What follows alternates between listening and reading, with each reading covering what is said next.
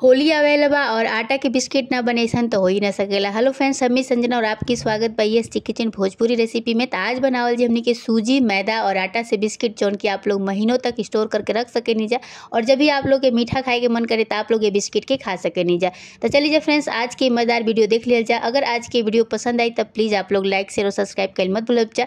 तो देख सकें जब फ्रेंड्स, ये सूजी आटा से कितना अच्छा और कितना क्रिस्पी हमने के आज के बिस्किट बन के तैयार हो गए बा। एकदम से मार्केट से भी बढ़िया आप लोग घर पे गेहूं के आटा से बिस्किट बना के तैयार कर सके नहीं जा। तो चलिए जब बनाओ शुरू कर जा। सबसे पहले हमने के मिक्सी जार लिया जी। मिक्सी जार में हमने के सूजी डालल जी। तेज हम सूजी डाल देते नहीं, आप लोग देख सके नहीं जा। अब एक हमने के बारीक पीस लिहल जी। तो देखिए फ्रेंड्स, हम सूजी के पीस ले ले बनी। अब दोबारा से मैं चीनी डालल जी। चीनी के भी हमने के बारीक पीस लिहल जी। चीनी और मतलब सूजी के दोनों के बारीक पीस लेवे के बाद एगो मिक्सी बोल लिहल जी। मिक्सी बोल में हमने के सूजी निकाल लिहल जी। अब एजा हमने के 200 ग्राम के करीब हमने के मैदा डाल दिहल जी और 200 ग्राम के करीब हमने के गेहूं के आटा डाल दिहल जी। अब हमने के जो मिक्सी में चीनी पीस के रख ले बन ओकरा के डाल दिहल जाए। तो एजा हम चीनी के भी डाल देते नहीं। अब एजा हमने के 2 बड़ा चम्मच देसी घी डाल दिहल जी। आप लोग रिफाइंड तेल से भी के बना सके नहीं जा। अब सारा चीज़ के पहले बढ़िया से मोइन कर लिहल जी। तो देखिए बढ़िया से आप लोग मोइन कर ले। तरीके से मोइन करे के बाटे एमें आप लोग जितना ज़्यादा चाहें तो घी डाल सके नहीं जा। 2 चम्मच से भी ज़्यादा भी आप लोग घी डाल सके नहीं जा। अब बढ़िया से पहले हमने के मोइन लगा लिहल जा। ओकरा बाद में हल्का सा हमने के पानी के छींटा दिहल जी। आप लोग दूध के भी छींटा दे सके नहीं जा। ये देखिए फ्रेंड्स, हल्का सा मतलब कि हाथ में रख के देखब जाता आप लोग के मोइन बन जाए। तो वही तरीके से आप लोग मोइन बना ले जा। अब जा हमने के 1 से 2 चम्मच हमने के में पानी डालने बनी जा। आप लोग पानी की जगह पे आप लोग ये में दूध भी डाल सके नहीं जा, लेकिन ज़्यादा दिन अगर रखे के बाद आप लोग पानी ही डालब जाता। हल्का सा पानी डाले के बाद ज़्यादा पानी नहीं डाल लेके अभी जा हमने के डो बना के तैयार कर लीजिए। मतलब कि बढ़िया से टाइट हमने के आटा लगा लिया जाए। इस तरीके से आप लोग टाइट तरह के आटा लगा ले जा। फ्रेंड्स, आप लोग देख सके नहीं जा। अब बढ़िया से एकरा के हमने के मिक्स कर लेवे के बाद बढ़िया से जब मिक्स हो जाए तब हमने के चौकी लिहल जी। चौकी पे पहले हमने के आटा छिड़क दिहल जी। तब पहले एकरा के हम 2 से 3 भाग में पहले कर लिहल जाए, मतलब कि लोइया काट लिहल जाए। तो देखिए हम लोइया काट लेते नहीं 2 भाग में। अब एक का कर जी ना कि बढ़िया से हमने के पहले गोल गोल चकवा कर जी।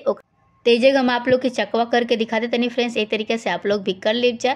अब चौकी पे थोड़ा सा हमने के आटा छिड़क दिहल जी। ओकरा बाद हमने क्या कर जी कि बेलन की मदद से करा के बेल लिहल जी। जैसे रोटी बेलल जाला वही तरीके से बेले के बटे आप लोग अपने हिसाब से मतलब कि मोटा और थोड़ा सा पतला भी कर सके नहीं जा, लेकिन एकदम मीडियम में रखे के बटे। ज़्यादा एक पतला नहीं करे के आप लोग देख सके नहीं जा। मीडियम में हम कर ले बने। एक तरीके से आप लोग भी बेल ले जा।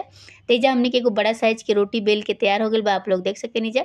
दोनों साइड से घुमा के आप लोग तिल लगा के बढ़िया से करके कर ले। अगर तिल आप लोग के पसंद ना हो तो आप लोग स्किप भी कर सके नहीं जा।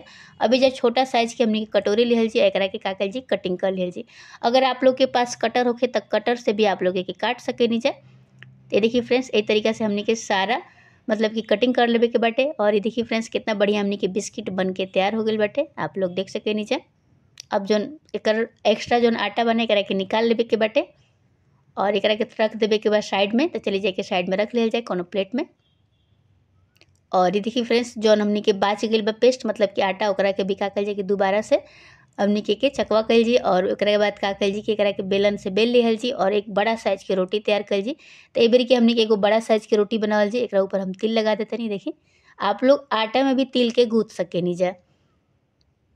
तो ये देखिए फ्रेंड्स, एक तरीका से आप लोग भी एक एकदम से बड़ा साइज के हमने के रोटी जैसा बेल लेवे के बाद ना ज़्यादा मोटा रखे के बाद ना ही ज़्यादा पतला रखे के, मतलब कि मीडियम में के रखे के बाटे। फिर से कटोरी से हमने के कटिंग कर लिया जाए। गिलास से भी आप लोग कट कर सके नीचे और कटर से भी काट सके नीचे। तो ये देखिए फ्रेंड्स, यही तरीका से हमने के कटिंग कर लेवे के बाद सारा बिस्किट के। और ये देखिए बड़ा साइज के रोटी बेल दिल में तो एक साथ में कई सारा बिस्किट निकल गई बा। आप लोग देख सके नीचे।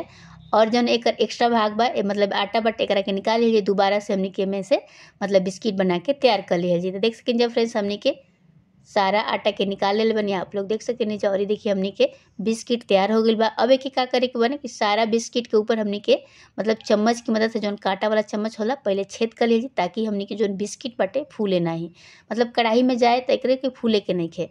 काहे कि बिस्किट बनावते नीचे ए वजह से करा के फूले नहीं खे देवे के। ते आप लोग सारा बिस्किट में हमने यही तरीके से छेद कर लेवे के बाद फ्रेंड्स आप लोग देख सके नीचे। आप लोग भी कर ले जा।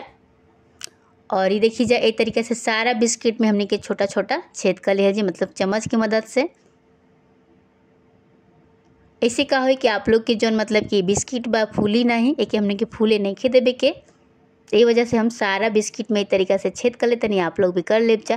और अभी तक आप लोग हमारा चैनल के सब्सक्राइब नहीं कीजिए कर ले तब प्लीज़ आप लोग एसटी किचन भोजपुरी रेसिपी के सब्सक्राइब कर ले जा, ताकि हमारा अगला वीडियो की नोटिफिकेशन आप लोग के सबसे पहले अब ये जो हमनी के बिस्किट बन के रेडी हो चुकल बा। तब चलल जा गैस के तरफ। तो सबसे पहले कढ़ाई में हमनी के तेल चढ़ा दे जी। तेल पहले गरम हो गई बा। आप लोग देख सकेनी जा एक एक करके सारा बिस्किट के हमनी के कढ़ाई में डाल दिया जी।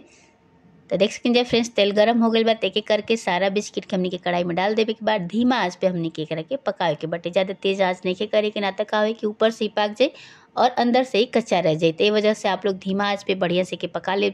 और आज काफ़ी तबीयत खराब है, ये वजह से हमारा गला भारी भी बाटे। तो थोड़ा सा आवाज़ में चेंज आयल हो। तो आप लोग चिंता मत करो कि मतलब काहे ऐसे आवत आवाज़ काफ़ी तबीयत खराब बा। तब प्लीज़ आप लोग ये बात के ध्यान दे जा। अगर वीडियो में कहीं गलती हो गई तब प्लीज़ हमके माफ़ कर दे जा।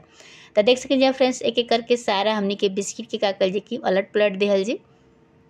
अब ये हमने के धीमा आंच करके छोड़ दिहल जी और धीमा आंच पे के बढ़िया से पक के दिहल जी। काहे कि एकर कलर एकदम से डार्क हो जी जब बढ़िया से पक जाए।